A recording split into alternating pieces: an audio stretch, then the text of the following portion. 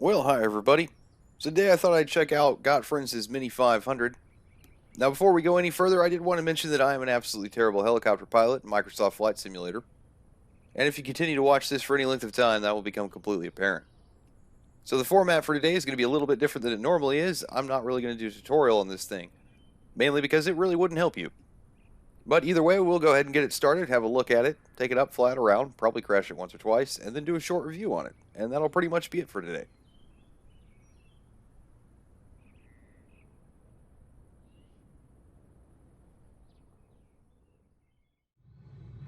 Alrighty, well here we are in the Mini-500, which I guess the best way to describe it is pretty much just a little bird.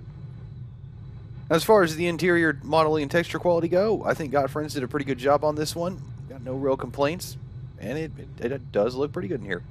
The exterior is pretty much the same way. We'll get into the exterior here a little bit later.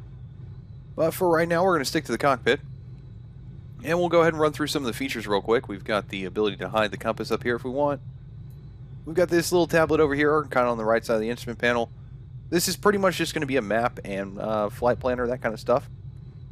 And then up here, or down here, in front of the seat, we have the headphones jack, which we can plug in the headphones, and when we do, it's going to muffle all the sounds in here, you know, as if you were wearing headphones. We can remove the doors by clicking the little doors button down there. It'll take the doors off. We can also open the doors by clicking over here. We've got the dash lights, and then we can swap out the avionics up here for, or well, between these two versions. So we have that, and we have that. The last thing that we have here is going to be this knob kind of in front of the stick, which is called vibration effect. It's pretty much just going to stabilize a few things around the cockpit here that shake when the motor's on. So things like the compass and, you know, that tablet up there, they're going to shake. So if you turn this all the way down to 0%, they'll pretty much hold still, and if you turn it all the way up to 100, they'll shake pretty bad. And that's pretty much all that thing does. Now, all of these things, as far as the features go, they will hold, you know, they will save their state between flights. So however you have left this thing, that'll be how it is the next time you come in here. With all that kind of out of the way, we'll go ahead and get this thing started. There's really not much to it. We pretty much just need to come up here, turn on the battery, turn on the alternator, go ahead and turn the lights on. And then we'll come down here and we will flip open the fuel valve, turn the fuel pump on, and then we need to come up here and click on this little green button called starter.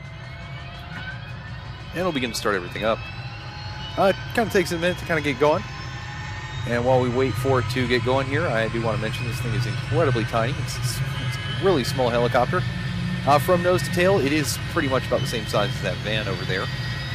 And it's really, honestly, not much bigger than, for some reason, the pack of bears that are on the runway. I honestly didn't really know that packs of bears were a thing, but apparently they are.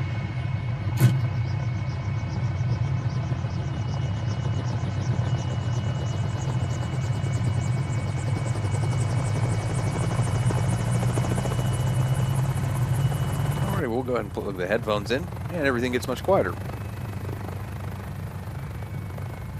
Now, I'm going to try and take this thing off. I'm going to be completely honest. I'm a terrible helicopter pilot in Microsoft Flight Simulator, so this is not... it's going to be bad. But we're going to go ahead and do it. We're just going to fly around the airport for a minute, talk about a couple things, and then probably crash it, because I don't really know how to land this thing.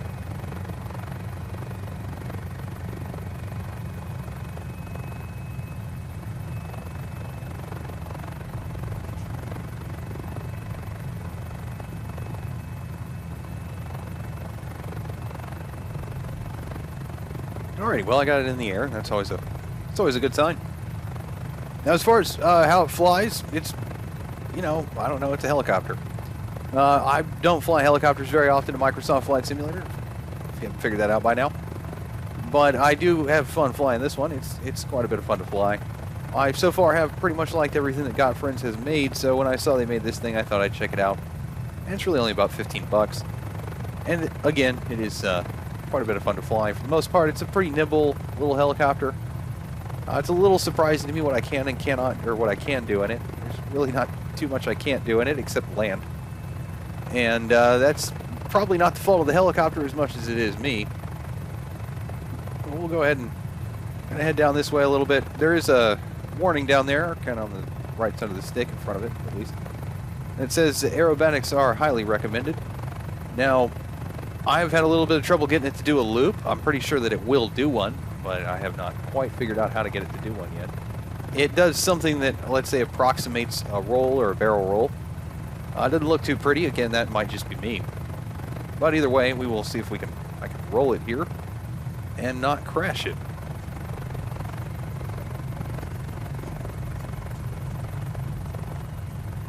Oh, I died. All right, well, that is, anyway. So we'll go ahead and I'll bring it in here for a landing. Well, I'll crash it, but that's what we're going to do.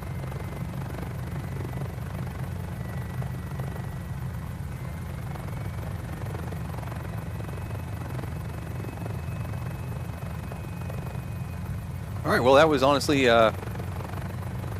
probably the best landing I've done on this thing so far. So I hope you all have enjoyed this episode of An Idiot Flies a Helicopter, or tries to. And I'll go into the review here next, and that'll pretty much be it for today. Alrighty, well, I thought we'd have a little bit more of a detailed look here at the exterior of the helicopter. So right now we're looking at the tail rotor and kind of all the mechanisms that go along with it. And I gotta say, I do think all of the modeling and texture quality on this one really came out quite nicely. As far as some other things, the rivets are actually modeled on this thing. They're not textures. Now, I did not check every single rivet on the helicopter, and if you do, then you're a hell of a lot more thorough at this than I am. But either way, if you do manage to find any imperfections, you're probably going to have to be a little bit closer than I am right now in the drone camera to find them. So overall, I think it came out pretty well. Now, the other thing I did want to show off a little bit was the exterior lighting, or at least when it's, you know, sunset or nighttime. So that's going to come up here in a second, but while we wait for that to happen, I thought I would mention two exclusives that you will get if you buy this through Got Friends' website. Now, those are exclusives primarily, I think, because they have weaponry on them. Now, one of the weapons happens to be a compound bow, which apparently disqualifies it from the marketplace. And I'm not going to get into how stupid I think that is, but I do think that's kind of stupid. So here we go. We've got the night lighting, which, again, I think came out pretty well. Night lighting. We get the exterior lighting at night, which I think came out pretty well. And then this is the Hunter version, so this is going to be one of the exclusive liveries. There you can see the compound bow, and it is camoed. That's pretty much it. The next one that's going to pop up here is going to be called the Stealth, or Stealth, whatever it is. And it's pretty much a navy paint job with miniguns on it. Now, none of the weapons work. It would be kind of cool if you could fire the compound bow, but you can't. So, as far as I can tell, none of the weapons work, or I never figured out how to fire them. But either way, these are exclusives from Got Friends' website. So, unfortunately, if the only way you can get this thing is through the marketplace, you're probably not going to get these. At least that's kind of how I read it in the manual. Now, granted, my reading comprehension skills sometimes are quite poor. So if you want to pick up the Mini-500 here, it is available from Got Friends' website. It's about $15. Now, as far as when this is going to come to the marketplace in the Xbox, I am not entirely sure. I would assume that it's something like a week or two, but don't hold me to that because I don't really have like an official time frame or anything. The only other reason I might suggest to go through their website is that way they get all their money. I mean, aside from the 2 exclusive liveries that you will get.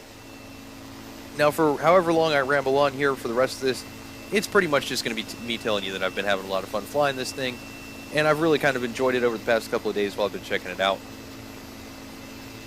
Either way, I pretty much already have talked about how it looks. I touched on that a little bit earlier, so I'm not really going to go over that here any more than to say that I think it looks good. I couldn't really find anything wrong with it.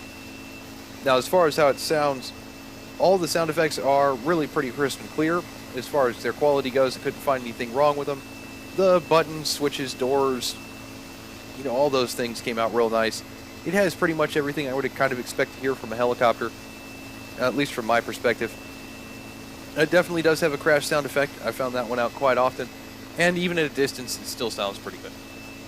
I thought the effects on this one came out rather nice. When you're sitting on the ground, the rotor is going to stir up some dust. Same thing if you're flying low. The exhaust is going to kind of kick out some smoke when you first start it up and then when you power it up. The heat effect off the exhaust also came off rather nice. Now, if you happen to be a decent helicopter pilot in this game, you might not ever notice this, but I'm not, so I did. Which is that if you scrape the skids across the ground, they do generate sparks. It looks kind of cool, so I thought I'd go ahead and mention that. The headphones I thought was also a kind of a neat thing to add in here. So it makes everything at least a little bit quieter. You can still hear the rotors and everything like that, but it definitely does quiet it down.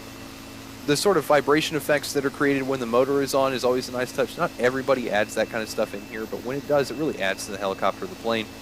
And then I guess the fact that you can also customize that vibration effect. So if you don't want to deal with it, you can turn it all the way down. If you really want it to shake, you can turn it all the way up.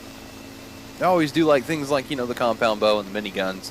Now, unfortunately, Microsoft Flight Simulator will not allow those things to be sold in the marketplace, so hopefully one of these days they will lift that restriction, but until then it is what it is.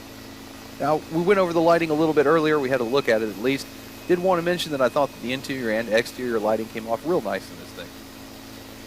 As far as the flight model goes, I'm going to be completely honest with you all. I have no idea how realistic the flight model is on this thing. I know very little about helicopters, and I know even less about this specific helicopter. So I'm just going to relay my experience of flying this thing to you guys. As far as taking it off and landing it goes, I have a little bit of trouble doing that. I'm still chalking most of that up to the fact that I haven't worked out the right amount of power to lift it off smoothly, and the same thing goes for like hovering and descent. Once I get it in the air, though, it is very nice to fly. It's very, very stable, and it will pretty much do exactly what you think it's going to do, assuming that you're telling it to do what you think you're telling it to do. The other reason I kind of like this thing is that it is fairly aerobatic. I'm pretty sure that it will do a loop. I'm not 100% sure about that, but it kind of seems like it will.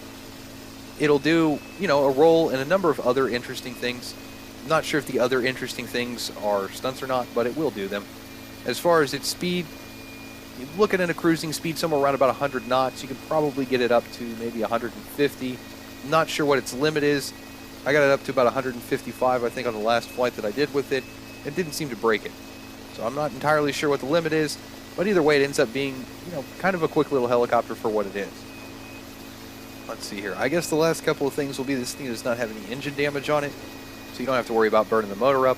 It does lack an autopilot or any kind of system like that. I don't think that's really that big of a deal on this one. It's really easy to kind of trim out and get it to hold its course. So, you know, with some minor adjustments here and there, it's pretty much flies itself. And I guess the last thing here will be that you get 20 liveries with it if you buy it from the website. You'll get 18 if you buy it from the marketplace. Either way, 18 is still a pretty good selection, and in all honesty, the selection of liveries you get with this thing is pretty nice. So I'm sure you're going to be able to find something that you like to fly around in. Either way, that's pretty much going to be it for today, guys. So thanks for watching. I'll see you all next time. I doubt anybody learned anything on how to fly this thing from me, because I have no idea what I'm doing. But either way, the rest of this is pretty much just me trying to land at that helipad lighthouse thing there at the Isle of Wight. So, you know, if you want to watch that, feel free. If not, again, thanks for watching. I'll see you all next time. And hopefully next time I'll learn how to fly this damn thing.